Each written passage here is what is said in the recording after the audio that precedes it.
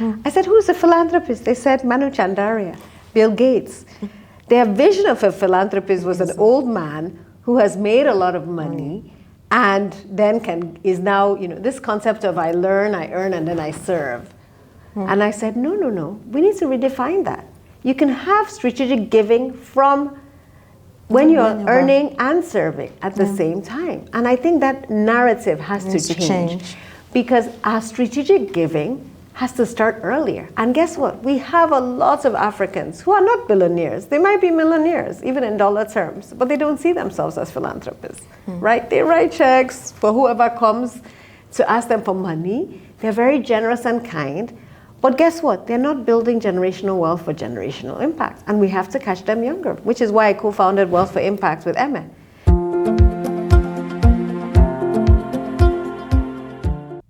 Welcome to another edition of the APF Podcast series. Today, we are having a conversation with one of my favorite people in the world. She played an instrumental role in the setting up of African Philanthropy Forum, a founding board member. Now she's gone on to do great things in the world, and she's the president and CEO of One. Welcome, Ndidi Okonkwo Nwuneli. So good to be here, Mosun. You're also one of my favorite people. So it's mutual pride and respect and trust. Thank you. I have to say thank you for the amazing work you've done. You recently turned 50. And everyone felt, oh, she just turned 50. She's done so much. So can you speak to what has inspired you over time and leading up to how you saw a need for an organization like African Philanthropy Forum? And do you still believe there is a role for African philanthropy or a role for African philanthropy in the emerging funding landscape? Well, first of all, I have to say that I'm so proud of what you and the team have done with African Philanthropy Forum. I believe that my life is a gift from God, and from an early age, I've been motivated by the desire to see Africa as an equal player on the global stage. I moved to America when I was 16, and that face of Africa that I was confronted with was one of a hungry child and one of a poverty being linked to a female farmer. And it broke my heart because that's a single story and the danger of a single story. And so from an early age, I committed to basically transforming the agriculture and food landscape in Africa, but also the entrepreneurship landscape with a focus on wealth creation and ensuring that Africa can rise and be recognized as an equal player. Now, why APF? I remember in 2014, 2015, I embarked on this journey to write a book on scaling because I had started all these organizations and was struggling to scale as a serial social entrepreneur. And as I traveled around Africa and interviewed up to 80 social innovators who were scaling, I recognized that those who were scaling were getting funding from abroad. And the majority of the organizations that were operating at scale were not started by Africans or funded by Africans, and they were operating on the African continent. And this made me really upset. It really was a shocking narrative that African social innovators could not scale because they could not find local funding. And that they also faced a bias in the global economic landscape because people didn't trust that. They didn't trust that they could give funds to local Black African organizations that were doing great work on the ground. And so this discrimination has to end. And I wrote an article, I remember, at Stanford Social Innovation Review, basically titled Leveling the Playing Field. And at that time, I added up Skoll, Schwab, and Echoing Green Fellows, who had all gotten fellowships under the African category, and only 30% were African. And so when I looked into it and saw the Global Philanthropy Forum, I actually reached out to Global Philanthropy Forum and said, what are we doing here? And they actually told me they were trying to start an African Philanthropy Forum and we're incubating it. That's how I got into this role of a director. I came in as a consultant to help set it up, and the rest is history. But is it needed more than ever before? Absolutely. I think the recent cuts are a wake-up call because even the African social innovators who are getting funds from global philanthropists and from the global financial, philanthropic and grant-making mechanisms are now left without support. And we're seeing the impact on our health sector, we're seeing the impact on the agriculture sector and many other sectors. So for me, now is really the time for African philanthropists to step up with courage and boldness to lead the way, to invest in local organizations, to demonstrate that Africans can deliver for Africans. It's also a wake-up call for the diaspora population, who for too long have been on the sidelines of social innovation. And while they've been very generous to their families, they haven't been as strategic with their investments in causes that can deliver impact at scale. And so I'm really motivated and excited, not only to galvanize African philanthropists, but also the diaspora population to stand in the gap and to build out an ecosystem that works for Africans and that can deliver for us in the short, medium, and long term. Awesome, that's amazing. And you already started speaking to some of the issues I was going to raise with you. And I'll first go to African philanthropists and philanthropy, and then I'll come back to the diaspora question. So on African philanthropy, we hear, some of the non-profit organizations that are in our sphere and are working on the continent say, we're jaded. We don't think that we're getting the right support from African philanthropists. They are funding their own initiatives. They are reinventing the wheel. While philanthropy is growing on the continent and we have more foundations, we don't necessarily have grant-making foundations. So what would you say is responsible for that, A? And then B, how can we move from reinventing the wheel to actually having more formalized philanthropy, strategic philanthropy on the continent that is focused on solving systemic issues as opposed to the way we've always done things? So I think we're going through an evolution. And if you look at the philanthropy journey in many other parts of the world, it's actually followed a similar trajectory where individuals who have amassed wealth first started off saying, I need to own something with my name on it. I want to see a wing of a hospital or a school with my name on it, or a church or a mosque, which is what we've seen in the African context. Now, that is a transition, but we need to accelerate it. Like you said, you don't have to reinvent the wheel. We don't have the time to reinvent the wheel. And so there are two issues we have to solve. One is information asymmetry. The fact is that many HNIs and folks who have made money legitimately in the private sector do not know about the development sector. There's been a chasm, right? Mm-hmm. And there's distrust, right? Because they've often heard about, the philanthropy or nonprofits being a way to just, amass wealth from international funders and not deliver impact. And what we need to do is to bridge that information and trust asymmetry. And that's why the role of APF is so important. Because it's basically saying, you want to make a difference, you want to leave a legacy. Here are organizations that are trusted, that are local, homegrown, that are delivering impact. Let's build that trust gap and connect the dots. And for me, that information asymmetry is filled by data, relationship management, amplifying the voices of the local organizations that are delivering good work, helping them tell their stories better, and then also celebrating successful partnerships and relationships where we see local organizations that have gotten local philanthropic support and then elevating those voices together. For those philanthropists who want to make noise and want to be celebrated, let's celebrate them by showing the good work they've done. Many of our African philanthropists do not realize that by creating their own operation structure, building out their own systems, they're actually delivering little impact at a very costly level, and that they don't know how to do it. They should stay in their lane, which is create wealth. Transfer that wealth to those who know how to deliver impact on the ground. And I think educating them will really be key. And I'll use an example. I recently heard Howard Buffett. I recently heard Howard Buffett talk about his philanthropy. And he said, I'm able to give I think $25 million to 25 organizations every year. And this is the impact they're delivering.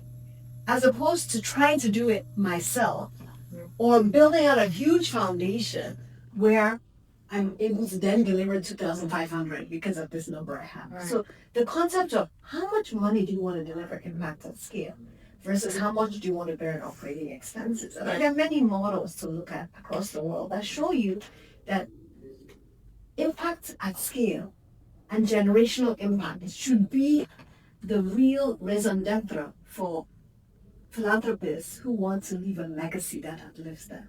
And we've seen examples with the Rockefeller Foundation or the Ford Foundation where a seed grant was multiplied because these very successful philanthropists put aside shares, put aside money in an endowment that ensured that that was able to be increased every year. As opposed to philanthropists, so I made a little money this year, let me give to the church or mosque, or let me have scholarships for 10,000 children. And I have a problem with scholarships. Let me call out scholarships. I have a problem with giving bags of rice and cloth at Christmas to villagers, because that is what I call advantage solution. Scholarships in a broken environment don't work, right? Change the education system. How can we get philanthropists to rise up to invest in systems change? Change the political system. Invest in the hard, wicked problems and work with others to solve those hard, wicked problems. And that's where we're going to see lasting impact. If you want your name to be remembered, it's not going to be remembered from the business you built or the wealth you and your children amassed. It's going to be, your name will be remembered because of the good you did in society and how that good continues to generate impact even when you're gone. And that's the challenge we have in this ecosystem, to change narratives, to change mindsets, but also to challenge those who are amassing that wealth, to ensure generational impact and generational wealth that extends beyond their lifetime. Right. So it's beyond naming a building or putting your name on a building, putting your name on a foundation. It is how am I making a difference now that will last for generations to come? Exactly. In a way that we're not treating symptoms, we're treating root causes. Exactly. And so I'll come back to your reference to the diaspora. In a sense, I see you as a Nigerian in the diaspora. You're very African, you're in Nigeria, but you're also in the diaspora. How do you see us addressing this trust issue? You already started talking about trust, and there's a lot of remittances coming to the African continent, but a lot of people are giving to those they know. They're giving to family, they're giving for school fees, scholarships, all these band aid areas that we just made reference to, not necessarily something sustainable or lasting. How can we move Africans in the diaspora from giving in that way to giving in a way that is more systemic, to giving to people they don't know? And people often challenge me when I say we have a culture of giving on the African continent. And they say, oh no. And these are Africans saying this, that yes, we have a culture of giving, but we give to those we know, not necessarily those we don't know.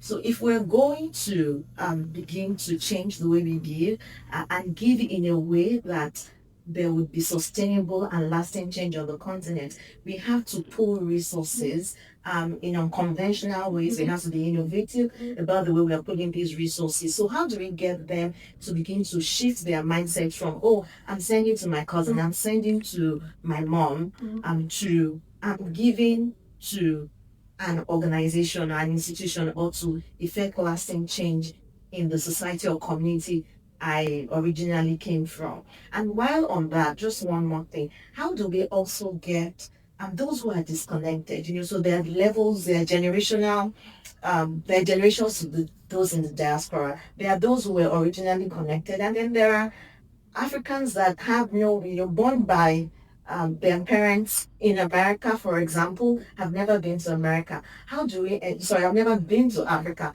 How do we ensure that they remain connected the way their parents are, in a way that they feel motivated to give to the continent? Yes, I think we can look at very credible examples like the Indian diaspora or the Israeli diaspora or the Irish diaspora. And when we think of the diaspora, we think about how can they give their talents, their treasure, and their time. And I think those three have to be fully maximized. Because when I think about philanthropy, it's also your time, your talents, and your treasure. And when we look at what the Indian diaspora has done in transforming the tech space in India, or in transforming the educational landscape in India, it gives me a lot of food for thought. Indian professors at Harvard Business School started saying, we're going to devote 3 to 4 months out of the year to go to Indian business schools to teach. We're going to come together to create the world-class Institute of Technology or the world-class business school in a country. And Indians who are sitting in multinationals in America said, we're going to work with our organizations to set up operations in India. Now we've seen the massive growth that the Indian private sector has generated, and that it's harder to get into schools in India than it is to get into MIT and Harvard. And that is the nature of the talent and the time. And I want to underscore that. But that has to be done in a concerted way where people are still coming together to do it together. Okay? Now, with the treasure, clearly there's a need for trust. There's a need for an enabling environment where it's easy for people to give and to give together. And there's a need for data, reporting, and feedback loops. What has happened is that governments, African governments, have gone to the diaspora to say, we have this bond, we have this Euro bond, invest. And then in the case of Ghana, completely dissipated, and it broke people's hearts because they thought they were investing, they broke the plan. And so we're going to have to rebuild that trust in a systematic way. And that's why I'm excited about the idea that we've jointly conceived about the African Diaspora Health Fund. Because I really believe this is an opportunity to rebuild trust and to demonstrate that diaspora can give to local organizations that are delivering impact of the ground. And APF serves as that vetting bridge builder between the diaspora and the rest of our continent. Interestingly, when we look at the 120 billion that goes to Africa from the diaspora, about 10 to 15%, and in some countries up to 28% goes to health. But people are having to pay for emergency care, emergency C-section, or they're having to pay for funerals. And I always tell people in the diaspora, wouldn't you prefer to keep people in your village alive or people in your state alive rather than paying for funerals? Yeah. And they know how expensive funerals are, and they know that so many of those funerals are premature. People are dying too young. We want our people to die at 85, 90 years old, not 57, not 20, not 5. And so for me, that is why the Diaspora Health Fund is such a powerful tool. And then the Diaspora Health Insurance Fund, where you can fund preventative care and you can help build out a health ecosystem that works for Africans. And there's a lot of interest and passion behind these two. And I think the APF working with one can create real demonstrated impact that can be scaled across our continent. So I'm optimistic because I think we're in a position, because of the track record that you and I have personally built in the way we've delivered impact to the many initiatives we've been involved in, that we're in legacy mode. We're not here to make anything of anybody. We're really here to leave our continent better than we found it. And as someone who has had legs in both parts of the world, the diaspora right now and on the continent, that bridge building, that trust building, that transparency and accountability, using the diaspora as a force for change, we can deliver it in our lifetime. Yeah, absolutely. I love that optimism. The whole, I've been to about four conferences this year, and I just feel, when we hear the doom and gloom that is out there, I just refuse to be demotivated. I refuse to be jaded because so much work has gone into this, and we have to get up and ensure that what we have put in survives and that we build on, the successes that we've had over time. So thank you for continuing to champion that. And I'm really excited about this initiative as well. It has to work, and we owe it to ourselves to ensure that Africans are getting behind Africa and we don't continue to depend on the global north because we have enough wealth on the continent to support our own development, and we know where our issues are, we know what hurts us, and so we'll contribute or direct our resources in the areas where these investments are most needed. I have a question for you around government and the role of government. So when the executive order the first set of executive orders were rolled out, and when USAID was shut down, everybody, hands went up. We just thought, oh, this is drastic. We knew they would come in times such as this one. Nobody expected it to be done in that manner. And so at APF, we called a meeting of our members to understand where they were, how they are reacting, how members of their community, their grantees, have been affected and what we should do. So there were key action points that came out of that. But one of them was really focused on the role of government. Because a lot of philanthropists go, philanthropy can solve all the problems. It's a huge gap. And we were not set up to be government. We were supposed to support government. How do you see African Philanthropy or African Philanthropists or the organization, African Philanthropy Forum, working with government to ensure that they are better positioned, more efficient in the way that they are serving the population and is encouraging for philanthropists to play their own part and to contribute more. Administration. He actually created a unit at the presidency focused on finding social innovators that was doing really tangible work on a small scale and saying, let's help you scale by creating the enabling environment, removing bottlenecks, and then bringing in philanthropy to serve as a catalyst for the scaling. As opposed to the government saying, oh, you're doing good work, let's copy it and replicate it in our 6 geopolitical zones, which we often see in our context, because the government cannot replicate social innovation at scale. And we see this in many sectors, and I'll take some of the sectors that need urgent attention right now. Health, right? The health sector. Can the government provide healthcare for all citizens in the country? No. Private sector has to step in. And guess what? Civil society has to step in. We see religious organizations like the Catholic Church playing a really important role in delivering healthcare. We see private sector trying to adopt models using technology and innovation. Let the government create an enabling environment for those two sectors to thrive. And then philanthropists come in with catalytic funding. The other area that needs urgent philanthropic support is on democracy and good governance.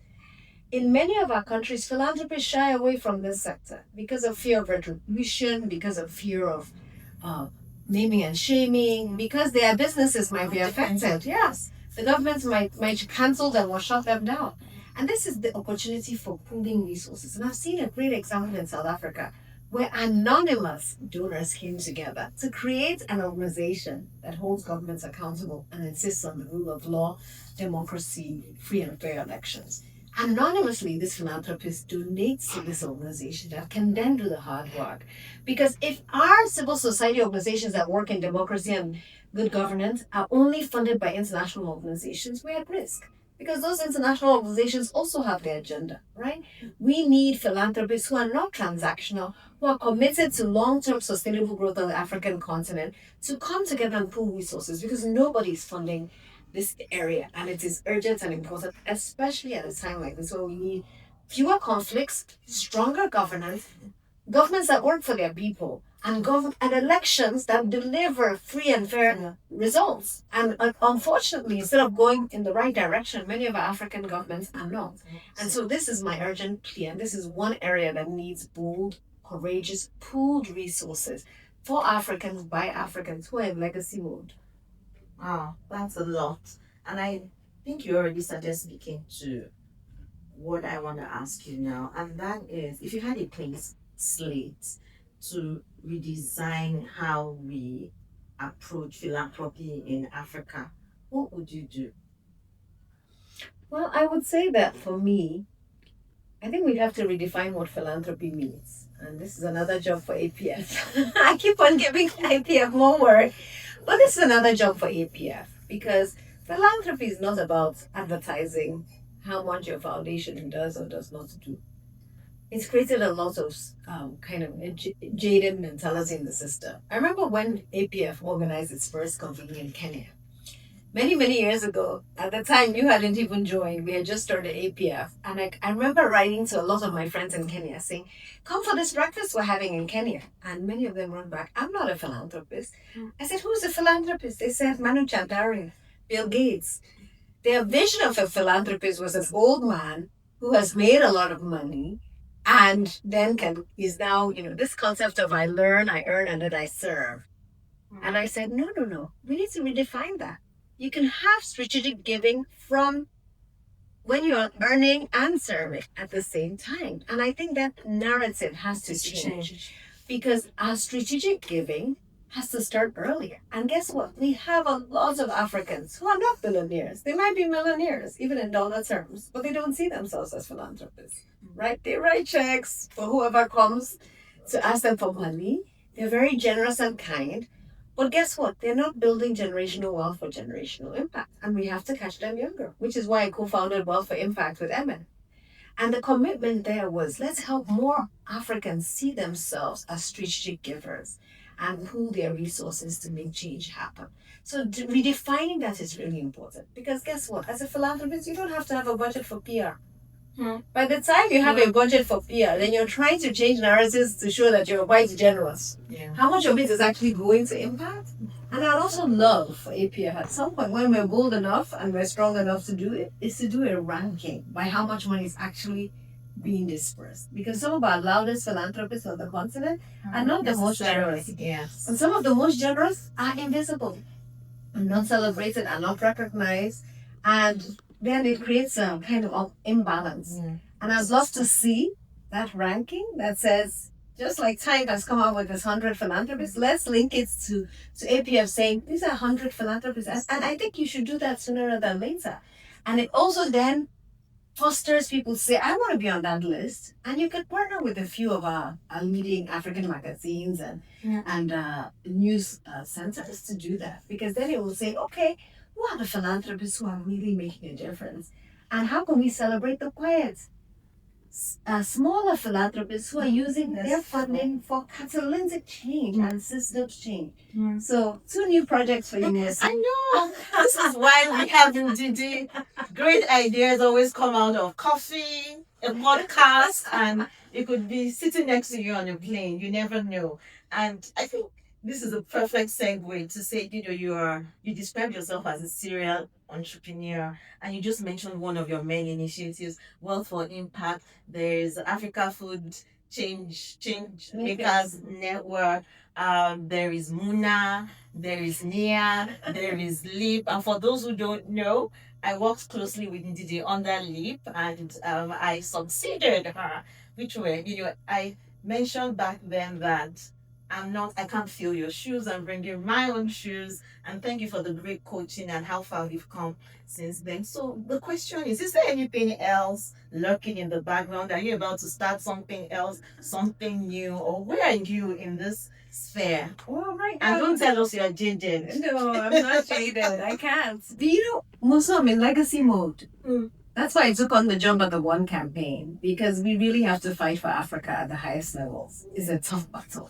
Right? There's a lot of noise, lots of representation, a lot of distraction, but I'm really committed to my journey to ensure that Africa is an equal player. And so I'm not giving up just yet, and I'm honored to have this opportunity to work alongside brilliant colleagues with a footprint across the G7 to fight for Africa and to fight for healthier lives, economic opportunity, and to use our voices to really change narratives. And so that's what I'm focused on at the moment. What the future holds, I'm letting God dream for me. But rest assured, I can't retire just yet because our work is far from being done. We're just starting. Thank you so much, Ndidi. Africa and the world needs more of you. Thank you. Thank you, Mosu. Keep up the great work.